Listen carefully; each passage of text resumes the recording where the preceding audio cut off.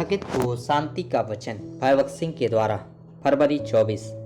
देना ना कुड़ के और न दबाव से, क्योंकि परमेश्वर हर्ष से देने वाले से प्रेम रखता है।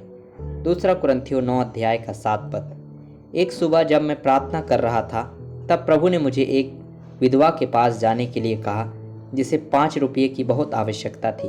प्रभु ने मुझे उसे उस 5 रुपये की आपूर्ति करने के लिए कहा तो मैं उठा, अपनी जेबों की तलाशी ली और कुछ नहीं पाया। प्रभु मुझसे कहता रहा, जाओ और दे दो।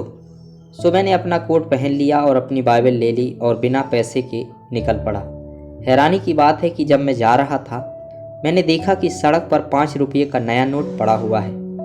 मैंने उसे उठाकर जोर से पूछा कि क्या किसी का 5 रुपये का नोट गुम हो गया है। 3 बार जोर जोर से मैंने घोषणा करने के बाद और किसी ने दावा नहीं किया।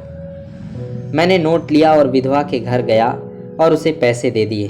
वह रोने लगी और मुझे बताया कि कैसे उसी रात उसने अपने पति को सपने में देखा कि वह चिंता ना करे और भाई भगत सिंह आकर उसे 5 रुपये देगा।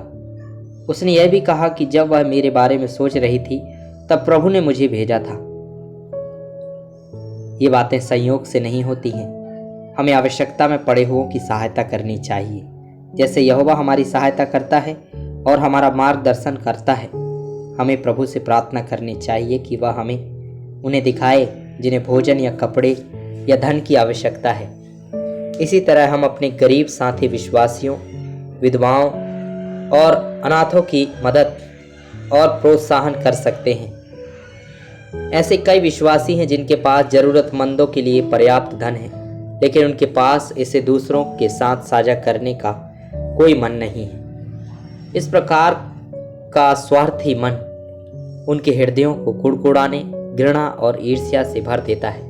प्रेरितों के काम 6 अध्याय का 3 पद में हम पढ़ते हैं कि किस प्रकार आरंभ की कलीसिया ने पवित्र आत्मा और ज्ञान से परिपूर्ण विश्वास योग्य गवाही वाले लोगों को नियुक्त करके उनकी समस्याओं को हल किया। इन दिनों हम कुछ ऐसे लोगों को पाते हैं जो सत्ता और अधिकार के लिए महत्वाकांक्षी हैं और सेवक और प्राचीन बनने की इच्छा रखते हैं। ऐसे लोगों में गरीब विश्वासियों के लिए कोई प्रेम या आत्मिक चिंता नहीं है। वे केवल प्रमुखता चाहते हैं।